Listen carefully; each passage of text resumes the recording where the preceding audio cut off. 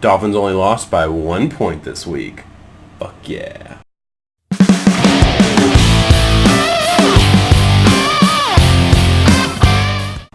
What's up, guys? This is Between the Pylons, and I'm John Camacho. Thank you so much for watching the Week 6 reaction videos. I'm going to kind of get into every game that I watched, everything that happened today on Sunday. I don't really feel like I need to talk about the Thursday game because Patriots are good, Giants aren't that good, Patriots defense is insane. That's pretty much it. We're going to start with the early morning game, which I was super excited to wake up at 8:30 in the morning and watch after getting off last night at 2, and come to find out I don't have NFL Network, and I don't have any way of getting NFL Network without spending way more money than I was going to just to watch one game, and didn't get to watch the game. Had to listen to it. I was real not happy about it, but it's okay. I missed kind of a blowout by the Panthers, and I kind of got most of the gist while I was waiting for the rest of the games to start. Let's see here. So obviously, London game kind of sucks. Like, I don't really love the idea of going to London because I feel like most of the time the games are one-sided, teams are tired, shit that you wouldn't expect to happen or that shouldn't happen happens, and it's all like, I don't know, it's not cool. Jameis is back to his old terrible self.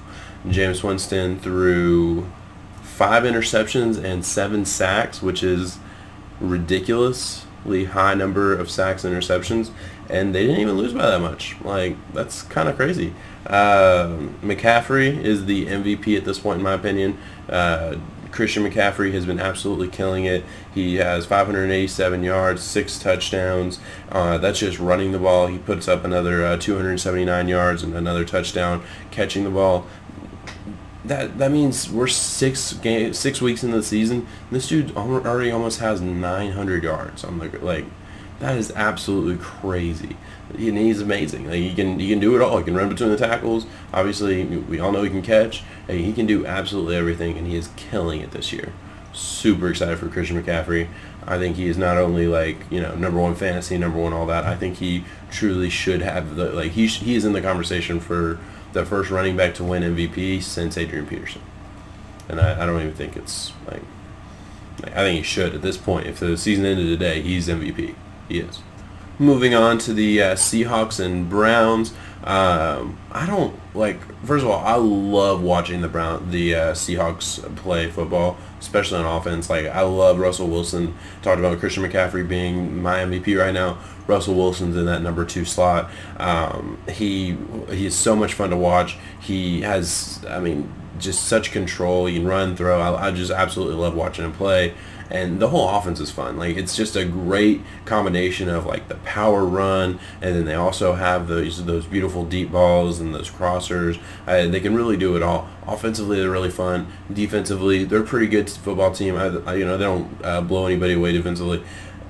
My thing is, I do not understand why they constantly want to play super close games. Like, they're better than the Browns. They're easily better than the Browns. I don't know why they let the Browns stick around. I don't know what it is that the Seahawks can't just take a lead and control the game. Like, they always have to come back from behind, or Russell Wilson has to do some crazy crap. Like, it's not like, I don't know. It's just strange to me that they want to play the games that close. I know they don't actually want to, but it's strange to me that they consistently are playing these games so close, even though by my assessment, they're so much better than the way they're playing.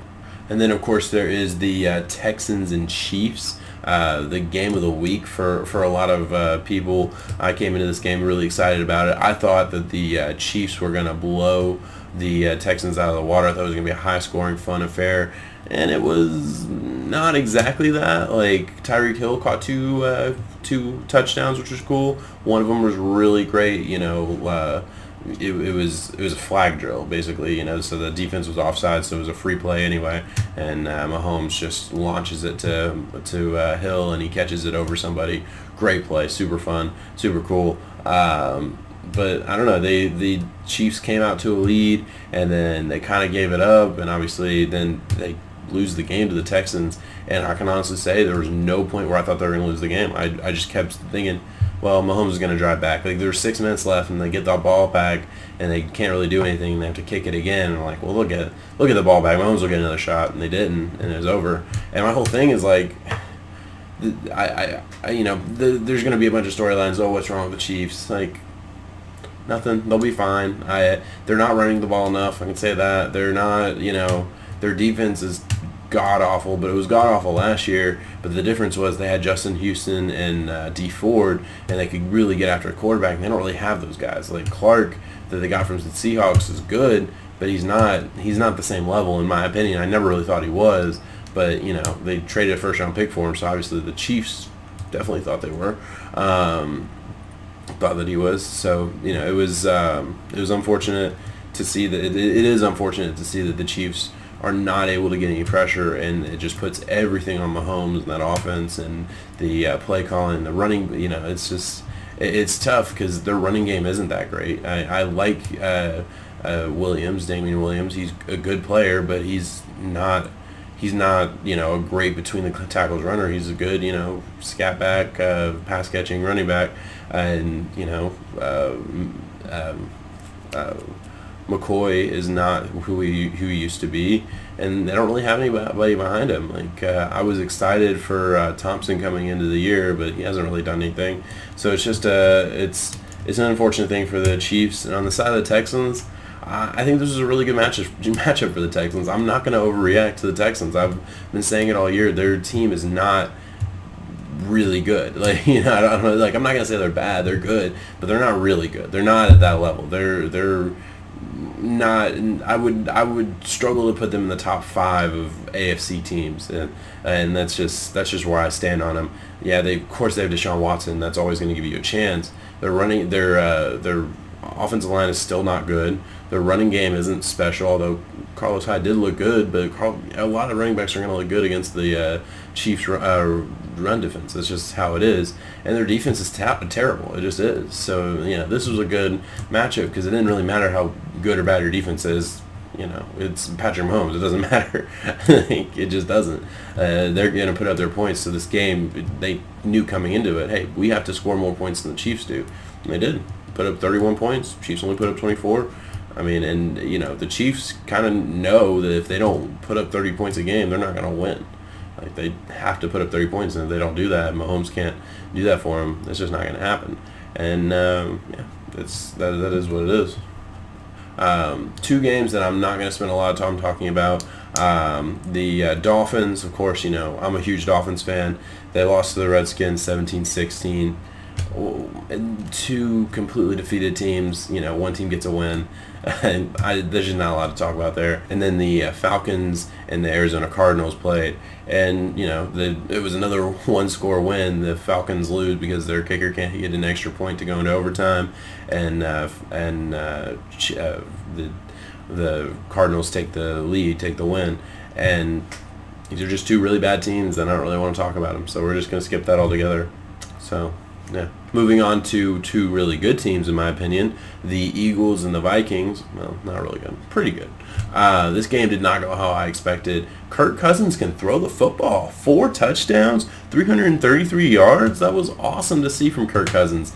The Eagles, I said coming in this game in the article, I wrote a gambling article saying that you should bet on the Eagles, and I was wrong there. Like the Vikings controlled this game beginning, middle, and end.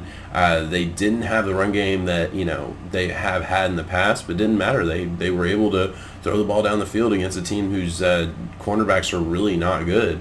And I came into this thinking, well, the Eagles' backfield isn't great, but does that matter if Kirk Cousins? He'd been struggling a lot coming into this game, and he played the Giants last week, and I didn't really count that. But yeah, they proved something to me today. I was really excited to see this. At this point, it's just consistency. Can I trust this one game? No, probably not. It is the Eagles' defense, by the way. It's not good. It's not good by any means. Ronald Darby is not the guy. I don't know what to tell you. Diggs. I mean, if he was wanting to trade, if he was wanting to complain, he can't complain now. 7 catches, 167 yards, and 3 touchdowns. You gotta love that if you're a receiver. Gotta love that if you're a fantasy owner. But if you're a fantasy owner, you probably had him on your bench because he wasn't doing shit. So yeah, great game. I'm not worried about the Eagles either. It was, they struggled in this game. They really weren't able to come out and succeed and play with a lead and all that stuff. I don't know. I don't think the Eagles are the NFC champion team that everyone had them coming into the season, but they haven't been that throughout the season. But they're about what we thought they were. They're gonna be good. They're gonna figure it out. They're probably gonna make the playoffs, and they'll be a pain in the ass for a lot of teams. I still think things are looking up. I think these two teams could meet again in the playoffs. I really do. This feels like two teams that have a shot at doing that. The Bengals and Ravens. It was not a terrible game. I didn't watch a ton of it because it's the Bengals and Ravens. Like I like the Ravens this year, but Bengals aren't worth watching at all, and there's a lot of other good games on, so I didn't see a ton of this game. I will say I think the Ravens kind of have the same thing that the Seahawks have going for them. Like they just really want to play the close game, but it makes sense for them. Like they're the running team, and that's kind of what they do. I have no notes on the Bengals right here. I don't like. Joe Mixon couldn't run the ball. The team struggled for the most part, but it was still, the final score was 17-23, so they were able to make it look closer than I think it was. My biggest thing is Lamar Jackson rushed 19 times for 152 yards, which is awesome. Like I have him on my fantasy team on one league, and I was like super excited. Put up like 30 points in my league. Awesome, right? The issue, but when I do these, I try and look at just teams. I think I don't know. I don't think that's sustainable. I don't think that's something that a quarterback can do in this league. And he was taking hits. He wasn't going down every time. He just wasn't. So, in my opinion, I think I would not be shocked if the Ravens just start taking like the athletic quarterback every single year. Like they took Trace McSorley last year in like the 6th round, who no one thought he was going to get drafted, but they drafted him. Like this year, I think they could like take Jalen Hurts in the 5th round. I could see stuff like that happening. Just every year, take a flyer on these athletic quarterbacks, see if you can get them to be able to throw the ball a little bit. So when Lamar Jackson's going to get hurt, because there's no way he can play his style of football with his frame and not get hurt. It's just not happening. He's going to get hurt, and hopefully you have the guy up. I mean, I really like Robert Griffin III as the backup there. So, I'm not worried about it for this team this year. But moving forward, it would not surprise me a bit if that is the mentality for the Ravens. Every draft season, they're going to get one of those guys. I just would be surprised if they didn't do that, didn't think ahead like that. The Saints and Jaguars played. You wouldn't know it if you watched the game, but they did play. They definitely played. 13-6, Saints win this one. I know, I've wrote an article. The Saints were in my gambling article this week. I was pounding the Saints because it's like, wow, they weren't favored. It was a pick'em when I first looked at it, and then it was the Jaguars were favored to win this game by 2.5 points. I just was like this game played out exactly the way I thought it would. And, just an ugly game. No team was going to get like a huge advantage. I had them, crushing that under, and they did. And it just made no sense that the Jaguars were favored by that much, by any. Just the Saints better than Jaguars. That just makes sense to me. I don't know. It turns out there was a lot of sharp money in Vegas. A lot of people, or a lot of the professional gamblers, put a lot of money on the Jaguars, and they lost. They lost that money. Yeah, I didn't. I put it on the Saints, so I was happy there. But they still know more than me, so whatever. Moving on. I don't really have a lot of notes from that game either. All right, so this is the part where we get to my favorite game to watch, the game I was the most excited for, and this was a 4 o'clock game. The 49ers and the Rams were, set to take off. I thought it was going to be a high-flying affair. I thought it would be a close game. I thought the 49ers would win because I really believe in the 49ers this year, and I was right a little. The 49ers won 20-7. They absolutely controlled the game. Like beginning, middle, and end, the 49ers were in absolute control. It didn't feel like the Ravens were really even competition. It was just like they were just there because they had to be. I thought this was a huge prove-it game for the 49ers. They came out and they showed the NFL. They showed guys like me that, they're for real. And I said on the podcast last week, hey, I called the 49ers as a Super Bowl pick. I mean, this was pre-everything. I picked the 49ers to go to the Super Bowl, and now they're one of 2 undefeated teams. So I'm pretty excited about that. And they really hadn't beat anybody up to this year. So, I was talking about that on the podcast. And, Jacob, the co-host, was talking about how, well, who have they beaten? Yeah, are you really right, or have they just played 4 teams that really were never going to win? And it was a good conversation, and now I feel like this is where I can say, hey, this was the prove it game, and they proved it. They didn't just win; they dominated the game. They really did. And I'm not gonna lie, I've had my doubts about the Rams for a couple weeks now, just wondering, like, they're clearly not the team they were last year, but like, are they good? Are we sure they're good? I'm not sure they're good. I know they were missing Todd Gurley and things weren't going their way. But, the 49ers had injuries too, and they didn't look like they were struggling without their, top 2 left tackles. They weren't, they were fine. And,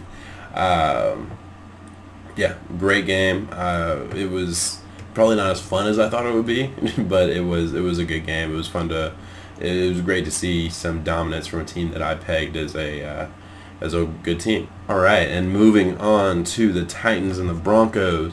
If you guys follow me at all, you know that I did a little bit of a video about Marcus Mariota, put it out last week, and one of my best friends, somebody who I love to death, and I've actually he's been on the podcast. We actually talked about him on the last podcast about how in love he is with his team. His name's Shane. Hope you're watching, buddy. We got into a long argument about, he was saying Marcus Mariota is good, Marcus Mariota just hasn't had a chance, blah blah blah. And I said, hey man, look.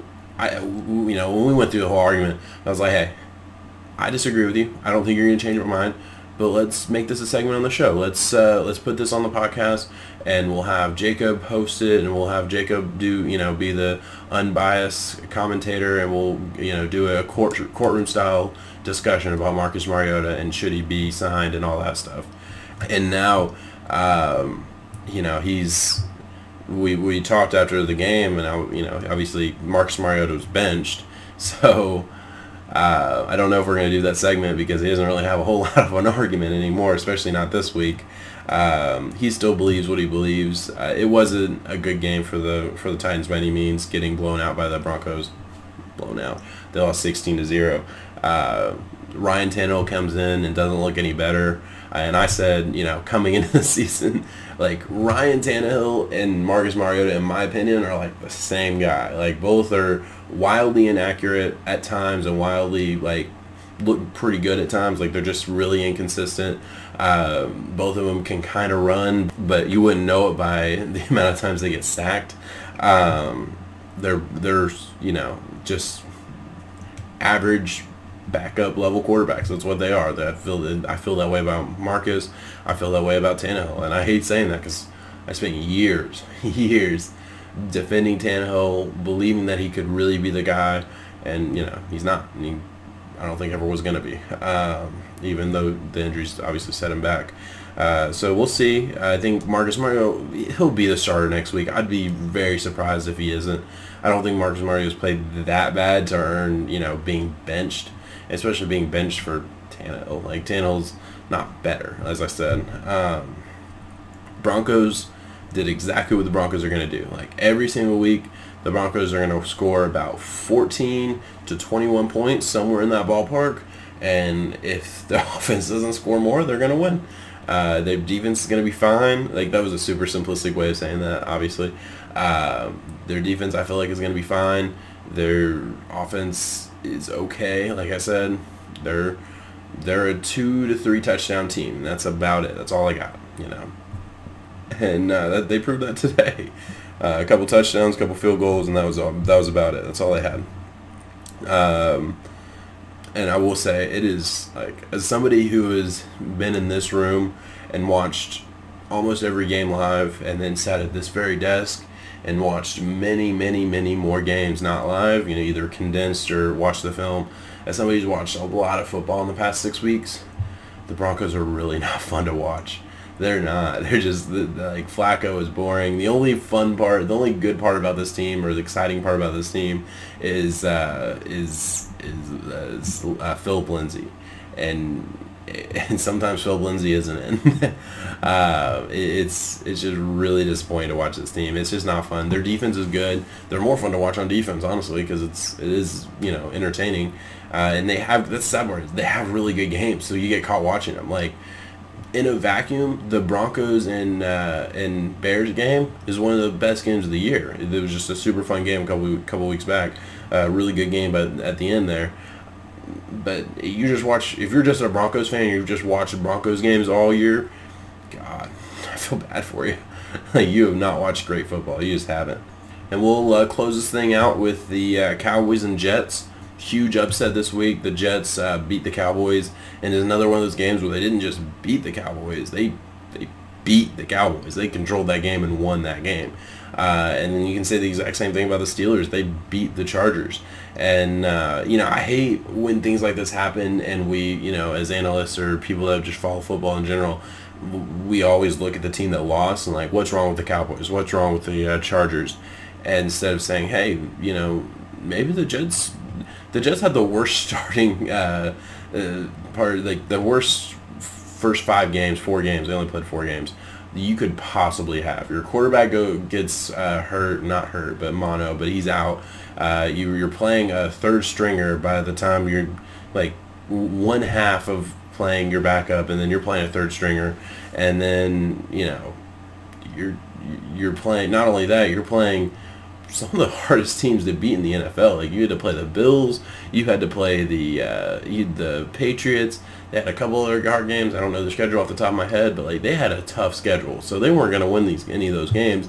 And they come in this week, and this is the first game. Well, hey, at least we got our guys. At least we have a chance, right? And they not only had a chance, they won this game. And I'm as far as the Cowboys go, I don't know. I really don't know. I'm gonna look at. I feel like I'm gonna do kind of a deep dive of the first 3 games versus the last 3 games, and see if I can figure out something that's going on, what they're missing. It might just be as simple as they got to play the very easy schedule the first 3 games, and now they're playing legitimate opponents, and it's not the same. I don't know. It'll be interesting to see that where that takes off. And then, as I said, the Steelers. Similar thing, like your season couldn't start much worse. You're playing a third string quarterback, and I didn't give them a chance in hell. Like I had some good money on the Chargers tonight, and it was lost almost instantly, which is fine. It was, the Steelers won that game. They dominated that game, and the Chargers, I knew going into it, like I don't really like the Chargers this year, but they're gonna beat the Steelers. They're gonna control this game. They have the run game. They have the pieces to win this game, and they just couldn't. Philip Rivers is getting old. Philip Rivers is kind of getting into that like Eli Manning stage where it's like you're a legend and you're really good, but you're not the same anymore, and it sucks and it's sad, and I feel bad for Chargers fans, but it's kind of time to move on. And really, it should have happened 2 years ago when Patrick Mahomes was on the board, and the Chargers knew they wanted a quarterback, and instead they take Mike Williams, who gets hurt every time he touches the ground, pretty much. Like every time he catches the ball, he lands and gets hurt, and it sucks and it's sad for him. But yeah, that's every game that happened today.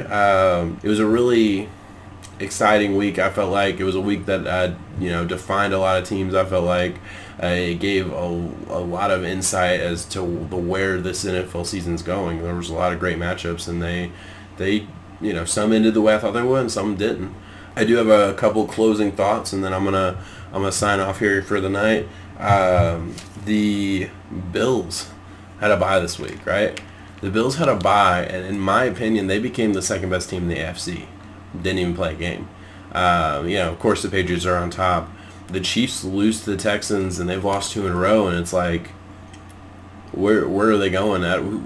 There's too many question marks there. And you look at the Bills, yeah, there's question marks on that offense, but like, it's tough for me to find another team that I'm really think is better than the Bills, and especially with that defense, they don't have to do very much. I think this is a really good Bills team, and they got better. They didn't get better. Their outlook for the season got better, and they didn't even play. I did notice a lot this week, and it's something that I'm going to look at more moving forward. The offensive line, I feel like when I look at games, I don't pay too much attention to the offensive line for whatever reason. I know it's important. I'm not saying that I ever thought it wasn't important, but I don't pay too much attention to injuries because in general, like if your starting safety gets hurt, yeah, that hurts you, and I understand that, and I take that into account. But I don't take that that much into account because it's not like that position's empty. Somebody else fills it. It's a league where injuries happen, and you got to have that next man up mentality. So I really look at injuries as a volume thing, or at least I have. Like, does this team have a ton of injuries on the same position or the same defense, offense, all that? If that happens, then I start to worry and I adjust for that. But in general, I don't look too much at one injury. And what I'm going to start doing is really focusing on offensive line health. Because I think offensive line health has a huge impact on games week to week.